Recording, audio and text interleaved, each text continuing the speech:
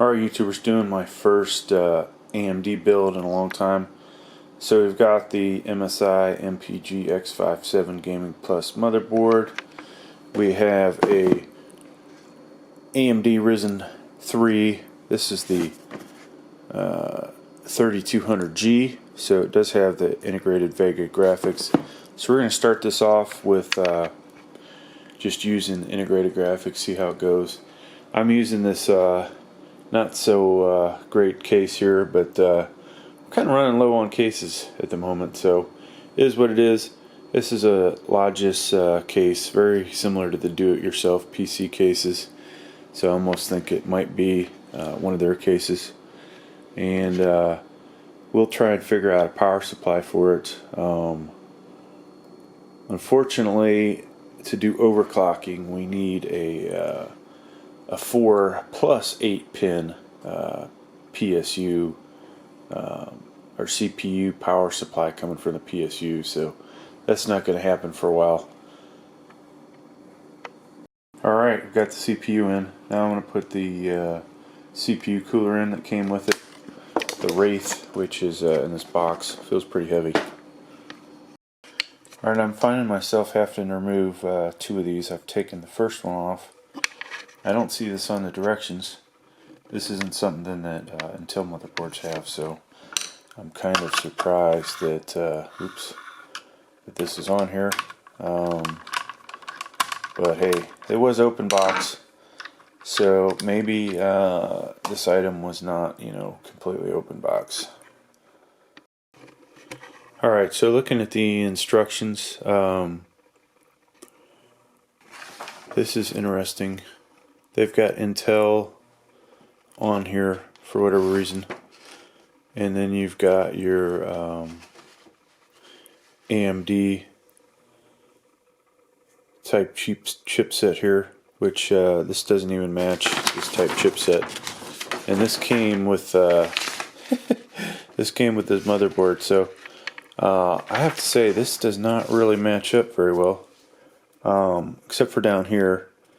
And this is a different type CPU cooler, so hence if I had this type CPU cooler, I guess I would have kept these brackets in here, but since I don't, they've been removed.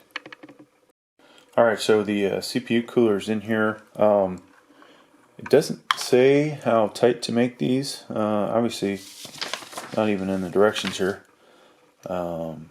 so it's one of those things where it's actually on there pretty tight, but no idea, whether this cranks all the way down or it just starts making noise when it's in place.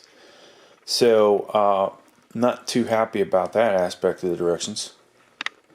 Alright, got the motherboard in the case. I haven't put all the screws in yet. Probably a good idea to look at the directions and figure out which RAM slot I need to put the RAM in. I'm going to take a chance that it's the second one in and go from there, but I may just grab a few sticks of RAM and fill it up. Not necessarily the best idea though, because sometimes one of these could be bad, one of your RAM could be bad, and then you're troubleshooting. But I think we're probably pretty good with that. I think in the past MSI has stated to stick if you're going to have one RAM, put it in this slot. So we'll see. Maybe I'm wrong. And let's see what else. So we got that. I'm just going to get this to boot to BIOS hopefully, and then we'll worry about our SSD,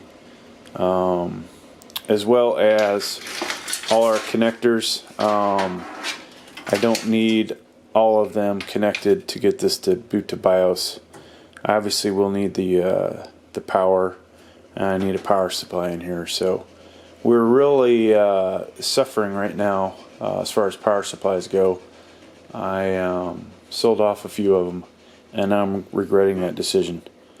And I think in the end we're going to have to get a better power supply for this than even the best one I have. It's going to have to be I don't know if it's going to be better, but it's going to be more expensive. So we're just going to fire this thing up with 400 watts. I think the minimum this thing is supposed to have is like 300 something. So I've got 4 power supplies to pick from, all between 400 and 500 watts, but 3 of those 4 are from a PVA, so I don't really want to use them.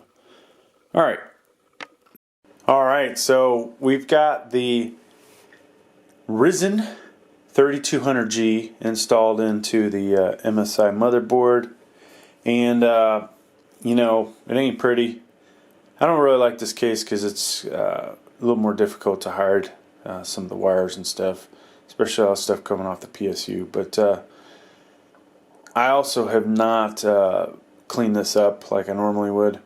So at the moment, it is what it is. Most of it's, you know, up in the upper area there's pretty clean.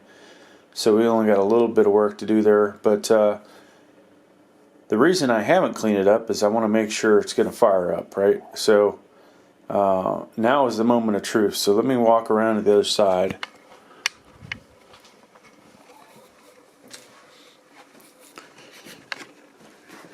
And you know, just like we have a lack of PSUs right now, we also have a lack of monitors available. So power on from a Red Dragon keyboard. So that's good. Good sign. We saw some lights pop up. Let's see. Let's see what we got on the screen, folks.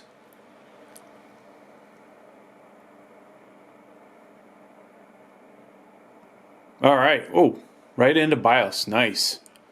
So while I'm here, might as well show you what's in the BIOS. There's the game boost, which no sense doing that right now. Shut that back off. X-amp. I've got, of course, this monitor. If you've seen the channel, we're kind of poor on this channel, but we got a couple vertical lines through this monitor. So. But behind those vertical lines is CPU speed 3.60 gigahertz, DDR speed 2666 megahertz. So obviously that's not the fastest RAM this can handle.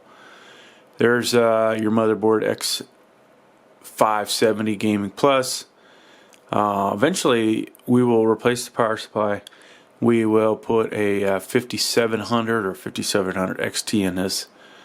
I don't know exactly when I'm going to do that, but not too far away. There's your CPU with Radeon Vega graphics. So I will probably do another bench video with a benchmark for it. And some of the other info, just so y'all can see it. You can click on memory and see a lot of the same repeated stuff. Storage. There's your 2 M2s. And all the SATA ports, all 6 of them. Fan info. We are at 33 degrees Celsius, which is pretty decent. There's help. Here's if you want to flash your BIOS, M-Flash, right there. Hardware monitor. Let's see what we got with the hardware monitor. So, you know, there aren't any case fans installed. So all we're seeing is, looks like the CPU there. So let's go back, and this is the easy mode. So if we go to advanced, you can go through and see all your settings. If you want to do overclocking, which we're not really set up to do that.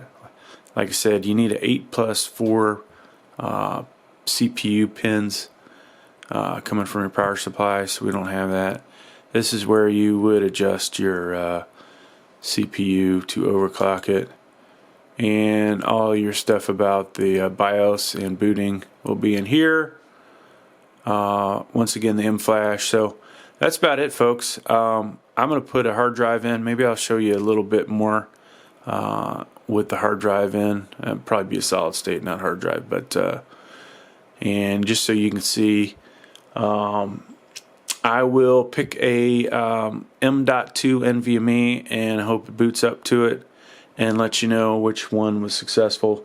Not always are they successful, so we will do that in a moment.